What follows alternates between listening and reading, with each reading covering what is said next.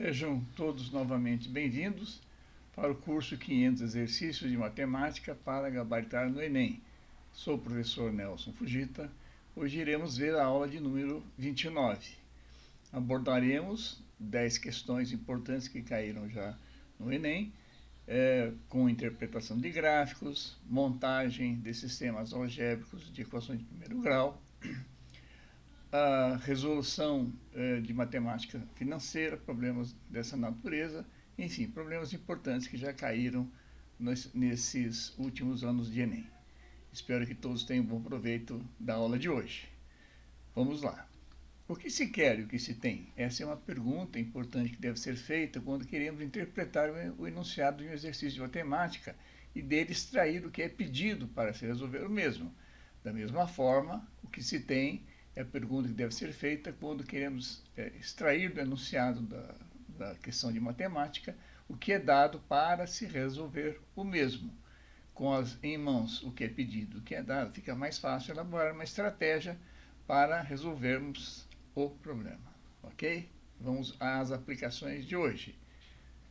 No ano de 2010, a questão 140, ela diz o seguinte: os dados do gráfico seguinte foram gerados a partir de dados colhidos no conjunto de 6 regiões metropolitanas pelo Departamento Intersindical de Estatística e Estudos Socioeconômicos, o DIEESE. Então, temos aí uma tabela com a taxa de desemprego nas regiões em março de 2010, São Paulo, Salvador, Recife, Porto Alegre, Belo Horizonte e Distrito Federal. Supondo que o total de pessoas pesquisadas na região metropolitana de Porto Alegre equivale a 250 mil, o número de desempregados em março de 2010 nessa região foi de, e aí são dadas 5 possibilidades, vamos ver qual delas é a correta. O que se quer? O número de desempregados em março de 2010 na região metropolitana de Porto Alegre. O que se tem? O número total de pessoas desempregadas, pesquisadas, que foram 250 mil. Temos aí também um gráfico do DIEESE de março de 2010, registrando que em Porto Alegre haviam 9,8% de desempregados. Então, vamos à resolução, que é bastante simples dessa questão. Se a taxa de desemprego é 9,8%, então isso significa que é 9,8% de 250 mil, que são o número de desempregados. Ou seja, o que significa dizer 9,8%? 9,8 sobre 100, por 100. 9,8 dividido por 100 dá 0,098. Então, se eu multiplicar 0,098 pelo total de pesquisados em Porto Alegre, que são 250 mil, eu vou obter 24.500 pessoas e a resposta correta é a resposta A. Ok? Vamos para a próxima. Também do ano de 2010, a questão 141 diz o seguinte: os dados do gráfico foram coletados por meio da Pesquisa Nacional por Amostra de Domicílios. Então, nós temos aí, nesse gráfico, estudantes que possuem telefone móvel celular com idade de 10 anos ou mais, pesquisados no Norte, Nordeste, Sudeste, Sul e Centro-Oeste. Supondo-se que no Sudeste, 14.900 estudantes foram entrevistados nessa pesquisa, quantos deles possuíam telefone móvel celular? Então, vamos calcular em função dos dados dessa tabela. O que se quer? Quantos estudantes possuem telefone celular dos 14.900 entrevistados no Sudeste? O que se tem? Uma pesquisa retratada em gráfico de barras, ilustrando que na região Sudeste, 56% possuíam celular e 44% não possuíam. Muito simples essa questão, já que é dado o que 14.900 era o total de pessoas que foram entrevistados no Sudeste.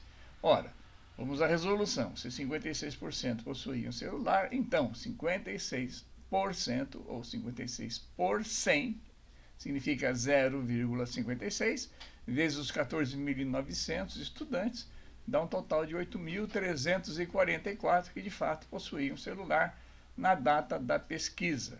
Os 56% correspondem a 8.344. E a resposta correta é a resposta D, 8.344. Ok? Bem simples. Vamos para a próxima. também do ano de 2010. A questão 143 diz o seguinte: a classificação de um país no quadro de medalhas nos Jogos Olímpicos depende do número de medalhas de ouro que obteve na competição, tendo como critério de desempate o número de medalhas de prata, seguido do número de medalhas de bronze conquistados. Nas Olimpíadas de 2004, o Brasil foi o 16º colocado no quadro de medalhas, tendo obtido 5 medalhas de ouro, 2 de prata e 3 de bronze. Parte desse quadro de medalhas é reproduzida a seguir. E aí nós temos, então, uma reprodução do quadro de medalhas daqueles que se classificaram antes do Brasil, ou seja, do 8º até o 13º lugares, e as suas respectivas medalhas conquistadas, ok? Então vamos lá. Se o Brasil tivesse obtido mais 4 medalhas de ouro, 4 de prata e 10 de bronze, sem alteração no número de medalhas dos demais países mostrados no quadro, qual teria sido a classificação brasileira no quadro de medalhas das Olimpíadas de 2004? 13º, 12º, 11º, 10º ou 9º lugar? Vamos ver então como é que a gente calcula essa hipótese. O que se quer? Qual teria sido a classificação brasileira nas Olimpíadas de 2004 se tivesse obtido mais 4 medalhas de ouro, 4 de prata e 10 de bronze?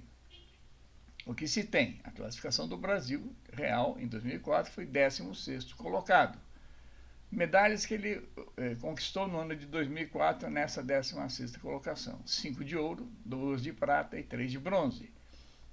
Qual é o critério de classificação utilizado na Olimpíada? Primeiro, medalhas de ouro. Quem tem mais medalhas de ouro vence. Né? E segundo lugar, quem tem em segundo lugar a mesma quantidade de medalhas de ouro. Qual é o critério de desempate quando temos 2 países ou mais com a mesma quantidade de medalhas? O desempate vai ser utilizado depois das medalhas de ouro para ver quem tem mais medalhas de prata.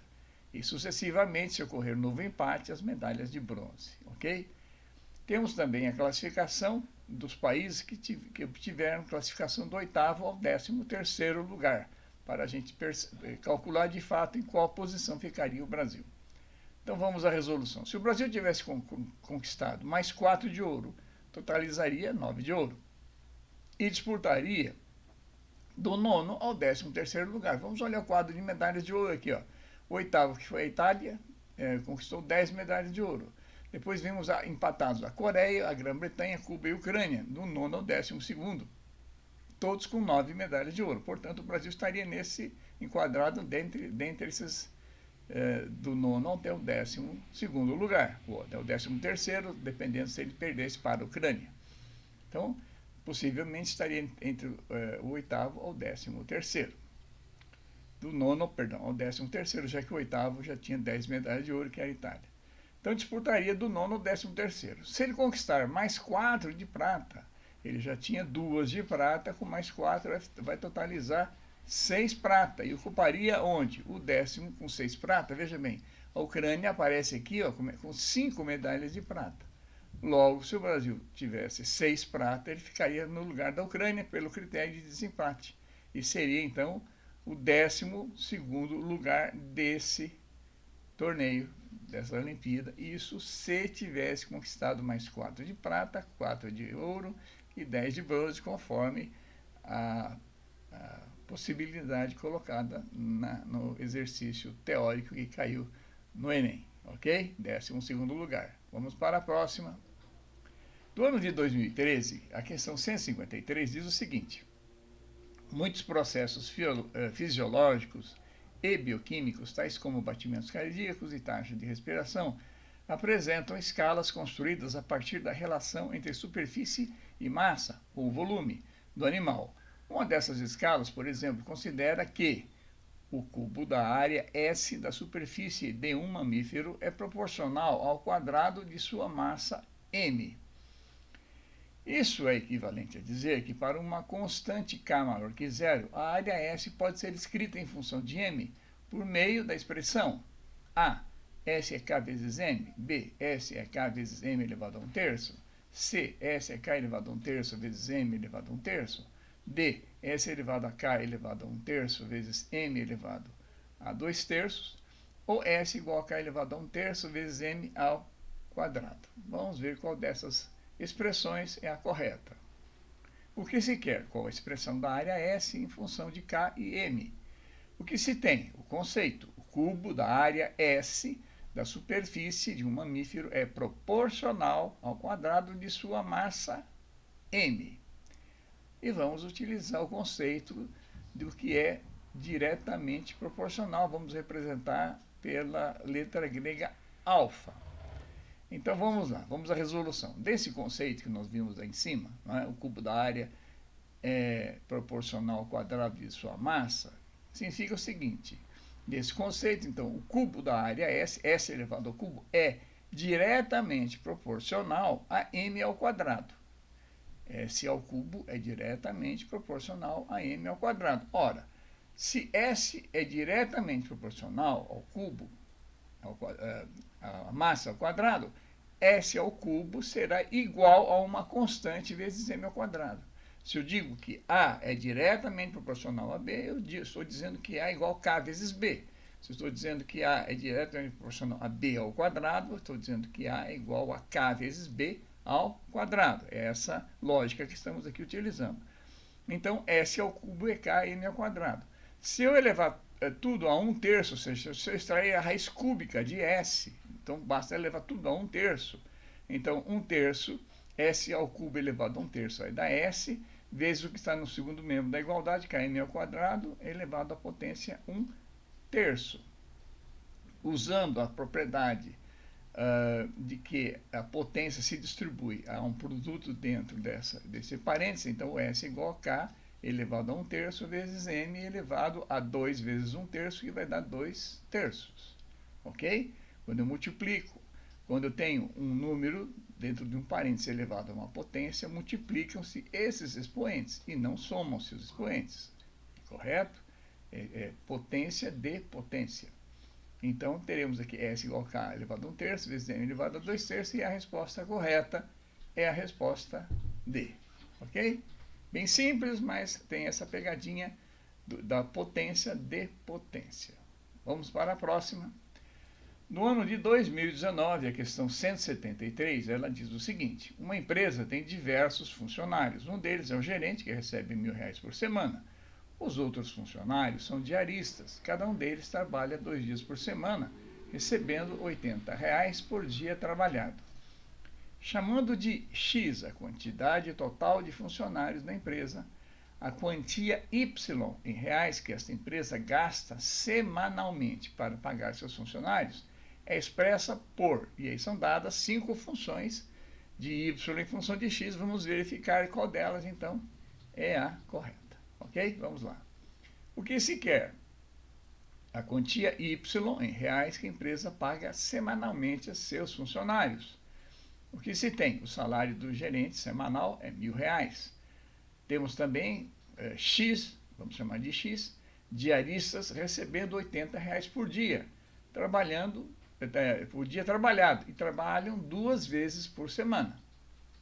Vamos à resolução. A quantia X que o exercício pede, ou seja, que a empresa paga semanalmente, possui uma parte fixa referente ao salário do gerente. O gerente recebe R$ 1.000 por semana fixo, não importa se trabalhou 1 dia, 2 dias, 1 hora, 2 horas. Ele recebe R$ 1.000 por semana fixo. E a outra variável. Quem é essa outra parte variável? Depende da quantidade de pessoas que estão trabalhando. São os diaristas. Se nós chamamos de X, então a parte variável que ele vai despender por semana é o salário do diarista por semana vezes a quantidade de diaristas X.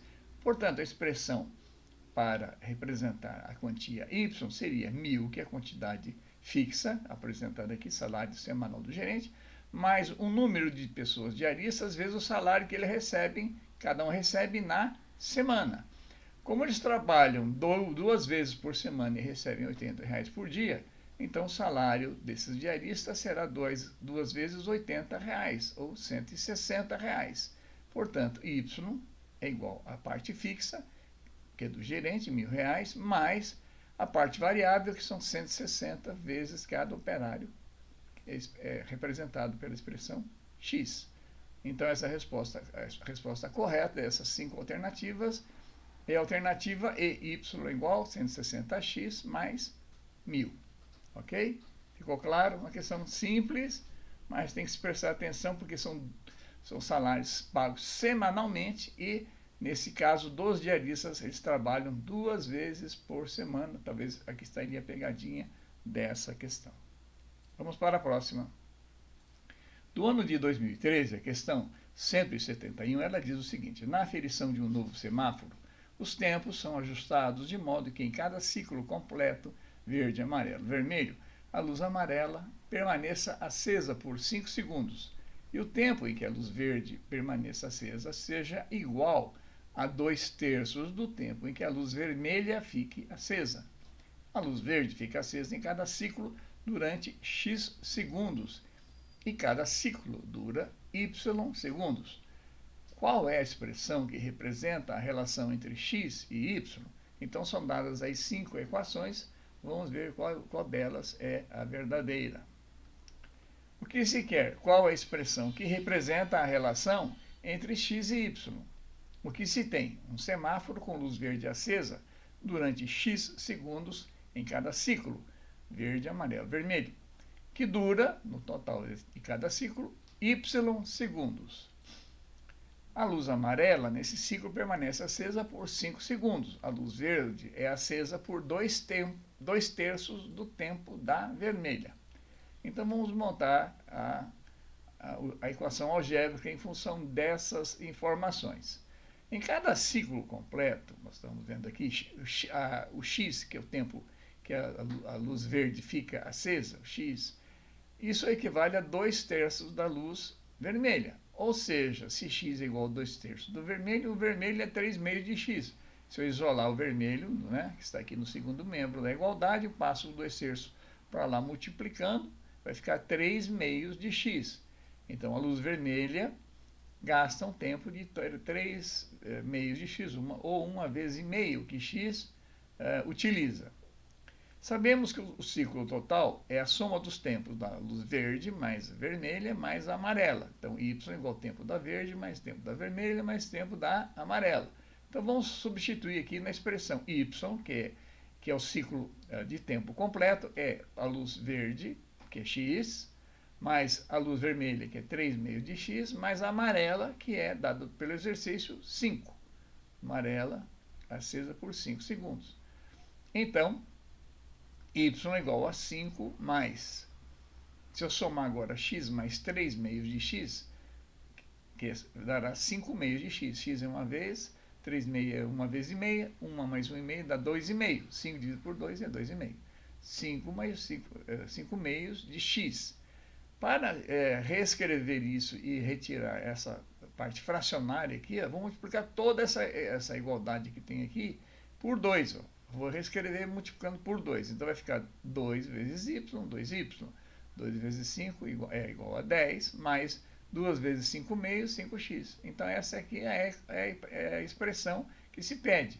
2y igual a 10 mais x. Mas eu tenho que reescrever a equação sob a forma ax mais by mais c. Então, para escrever sob essa forma, eu vou botar o y também no segundo membro da igualdade. Então vai ficar 5x, o 2y que estava no primeiro membro positivo, entra no segundo membro com o sinal negativo trocado, menos 2y, e mais 10 igual a zero. Essa expressão correta, portanto, é a resposta B. 5x menos 2y mais 10 igual a zero.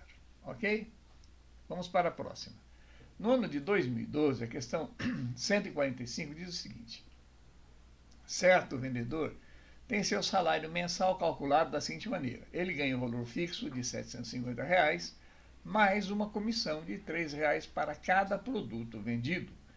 Caso ele venda mais de 100 produtos, sua comissão passa a ser de R$ 9 para cada produto vendido a partir do 101º produto vendido.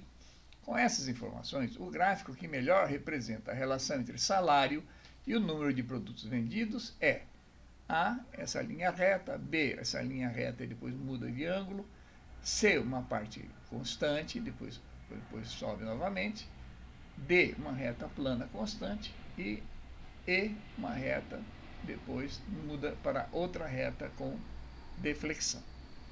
Vamos à resolução. O que se quer? Qual gráfico melhor representa a relação entre salário e o número de produtos vendidos? O que se tem? Um vendedor tem salário mensal calculado da seguinte forma. Primeiro, um valor fixo de R$ 750. Segundo, um adicional de R$ 3 por produto vendido até 100 produtos. Acima de 100, ele tem um adicional de R$ 9 a partir do 11º produto.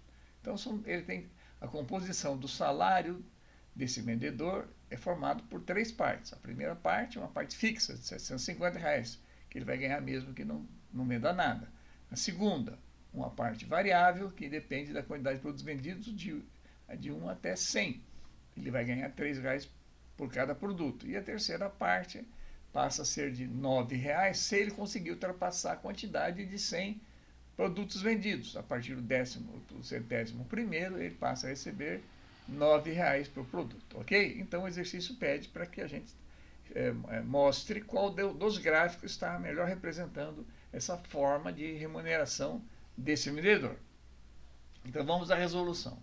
O gráfico do salário do vendedor será formado por 2 semi-retas em função da quantidade de produto vendido. Por que semi-retas e não curvas?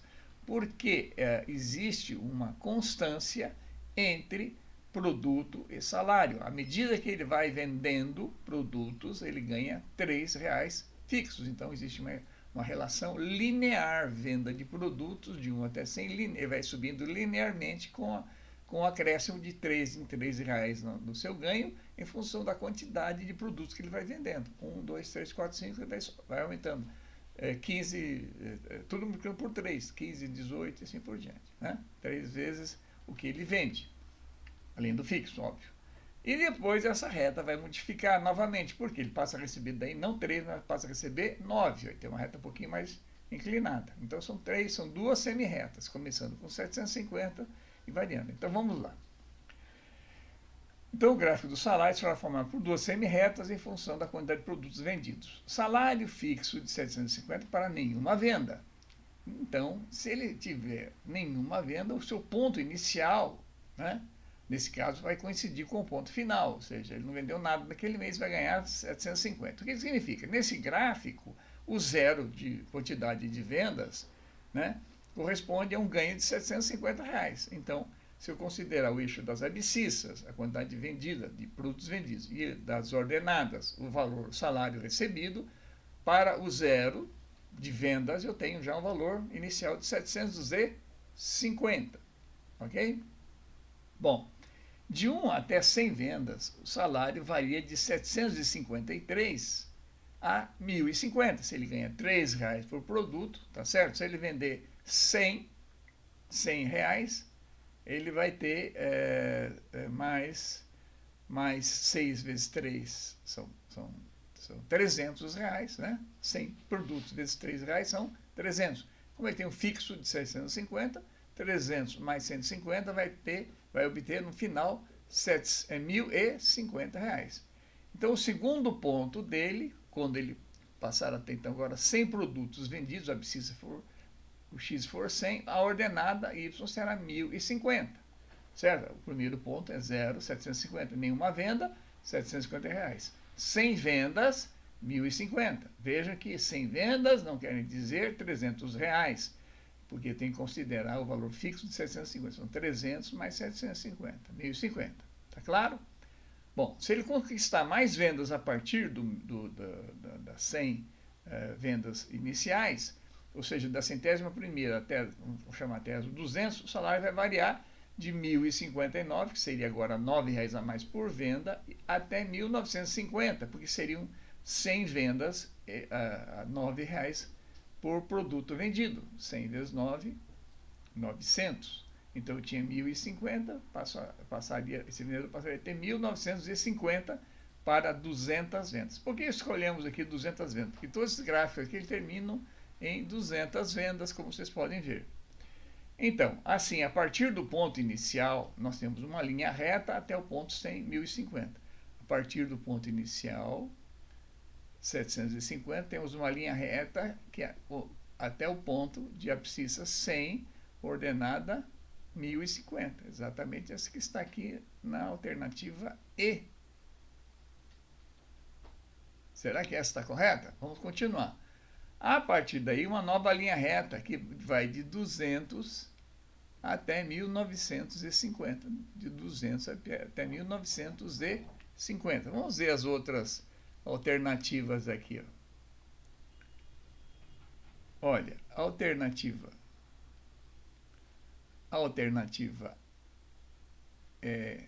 B, nós estamos comentando aqui, ó, vai de 750 até 1650. Então, não pode ser a verdadeira. De fato, a verdadeira é a alternativa E. Alternativa E. É que foi colocado o B, mas é o B, é o B do gráfico, né? Desculpe. É o B, é como se fosse a segunda aqui, mas na realidade é a alternativa E. Essa aqui é a representação correta delas. Se for no original, seria A, B, C, D e E. Está em posição invertida aqui, por isso foi colocado B. Na realidade, a alternativa E. Ficou claro? Então, por que é a alternativa E? Nós temos, primeiro, um ganho inicial de 750 se não for nada vendido, para 0, x igual a 0, y 750. Se vender ganhar mais R$3 por 100 produtos vendidos, ele vai ganhar mais 300. Então, vai de 700 a 1.050. Está aqui, ó, 1.050 ganhos para 100 produtos. Se ele for até 200 produtos, passa a ganhar 9 aqui, ó, 9 produtos vezes 100, vai dar 900. De 1.050 vai até 1.950, alternativa E. Ok? Vamos para a próxima. No ano de 2013, a questão 177 diz o seguinte: o cruzamento da quantidade de horas estudadas com o desempenho no Programa Internacional de Avaliação de Estudantes, chamado de PISA, mostra que mais tempo na escola não é garantia de nota acima da média. E temos aí um gráfico, então, das notas obtidas no PISA e a carga horária de estudo, né, dos países que foram selecionados. São 10 países que estão aí colocados. Nós temos horas de estudo, não é, versus notas obtidas no PISA. Esse ponto central aqui é o ponto médio. Está escrito aqui a média desse gráfico, tá claro? Dos países com notas abaixo da média nesse exame, notas abaixo da média, aqui, as notas são para cima, das notas abaixo da média, aquele que apresenta maior quantidade de horas de estudo é Finlândia, Holanda, Israel, México ou Rússia. Então vamos à resolução.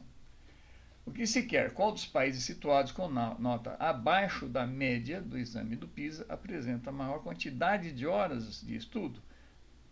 Vamos lá.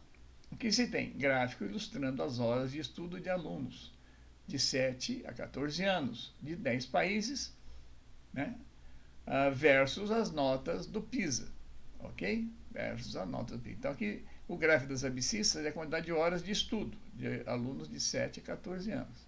E o eixo das ordenadas, nós temos aqui o eixo que diz as notas que eles tiveram. E aqui está o valor da média dos alunos. Aqui os que estão acima dessa média e aqui os que estão abaixo da média. O que mais se tem? A distribuição dos países nos 4 quadrantes, vamos chamar de quê? Do gráfico. O primeiro quadrante, esse aqui, o primeiro quadrante, são países com notas e horas de estudo acima da média. Notas e horas acima da média. Aqui está a média. O segundo quadrante, que é esse daqui, são países com notas acima da média, porém com horas de estudo abaixo da média. No caso da Finlândia, da Coreia e do Japão. No terceiro quadrante, ou seja, aqueles que têm notas abaixo da média e também horas de estudo abaixo da média, é a Rússia, está aqui no terceiro quadrante. Finalmente, no quarto quadrante, estão aqueles países com notas abaixo da média e, porém, horas acima da média. São esses 4 países aqui, que é exatamente que o enunciado da questão pede. Qual dos países situados com nota abaixo da média? Então, abaixo da média apresenta maior quantidade de horas de estudos. Então, vamos à resolução. A questão pede para identificar países com nota abaixo da média. Os países que estão abaixo da média são os que estão no terceiro e quarto quadrantes. E com maior quantidade de horas de estudos, portanto, são os que estão aqui no quarto quadrante. Então, desses 4 países, Portugal, México, Itália, Israel é o que está com maior quantidade de horas de estudo, apresenta a maior quantidade de horas de estudo, portanto, é Israel, e a resposta correta é a resposta C. Ok? Vamos para a próxima. No ano de 2013, a questão 144 diz o seguinte: a cidade de Guarulhos, São Paulo, tem o oitavo PIB municipal do Brasil, além do maior aeroporto da América do Sul. Em proporção, possui também a economia que mais cresce em indústrias, conforme mostra o gráfico. Então, temos um gráfico aí mostrando o crescimento da indústria. Temos aqui o Brasil representando por 30,95%, São Paulo 14,76%, São Paulo capital 3,57% e Guarulhos aqui em destaque 60,52%. Analisando os dados percentuais do gráfico, qual a diferença entre o maior e o menor centro em crescimento no polo das indústrias? E são dados 5 alternativas, vamos ver a correta. Analisando o gráfico, qual a diferença entre o maior e o menor centro em crescimento no polo das indústrias? É o que se quer. O que se tem? Um gráfico de barras mostrando percentuais de crescimento da indústria. No Brasil, 30%, 0,95%, Estado de São Paulo, 14,76%, Cidade de São Paulo, 3,57% e Guarulhos, 60,52%. Vamos à resolução, que é bastante simples. O que se pede? A diferença entre o maior e o menor centro. Maior Guarulhos, o menor São Paulo capital, vai ser dado pela diferença entre esses percentuais, 60,52% menos 3,57%. É a diferença direta entre o maior e o menor percentual, 56,95%. Resposta correta, resposta C. Ok? Vamos para a próxima. No ano de 2013, a questão 142 diz o seguinte: o índice de eficiência utilizado por um produtor de leite para qualificar suas vacas é dado pelo produto do tempo de lactação em dias pela produção média diária de leite em quilos, dividido pelo intervalo entre partos em meses. Para esse produtor, a vaca é qualificada como eficiente quando esse índice é no mínimo 281 kg por mês, mantido sempre as mesmas condições de manejo, alimentação, vacinação e outros. Na comparação de duas ou mais vacas, a mais eficiente é que tem o maior índice. A tabela apresenta os dados coletados de 5 vacas. Então, são os dados relativos à produção das vacas. Então, as 5 vacas aqui, Malhada, Mamona, Maravilha, Mateira e Mimosa, tem aqui o tempo de lactação em dias, ou seja, o tempo que elas ficam produzindo leite em dias, chama de tempo de lactação. Né? Depois, a produção de leite que elas produzem por quilo em dias, está aqui. E o intervalo entre partos em meses. Por que esse intervalo em parto em meses? Porque é através desse intervalo que tem-se o período que ela está em lactação. Quando ela está com o bezerrinho, ela está dando de mamar ao bezerro, portanto, é o tempo que ela tem leite. Tá certo? Esse intervalo de lactação. Então, os meses estão aqui. Após a análise dos dados, o produtor avaliou que a vaca mais eficiente é e são dadas as 5 vacas, vamos ver qual delas, de fato, é que tem a melhor produtividade. O que se quer? Qual vaca mais eficiente entre as 5 vacas do produtor? Porque se tem uma fórmula para o cálculo dessa eficiência. É o tempo de lactação em dias, multiplicada pela produção de leite em quilos de cada vaca, dividido esse resultado pelo intervalo entre partos, que são meses. A eficiência deverá estar acima de 281 quilos de leite. Então, vamos fazer esse cálculo para cada uma das 5 vacas. É bem simples essa questão. Para a vaca malhada, esse nível de eficiência será 360 vezes 12 dividido por 15. 360 vezes 12 dividido por 15. Certo? E assim por diante. Então, nós vamos chegar ao cálculo em que a vaca mais eficiente é a mateira, que tem 310 quilos de leite obtidos de lactação nesse intervalo.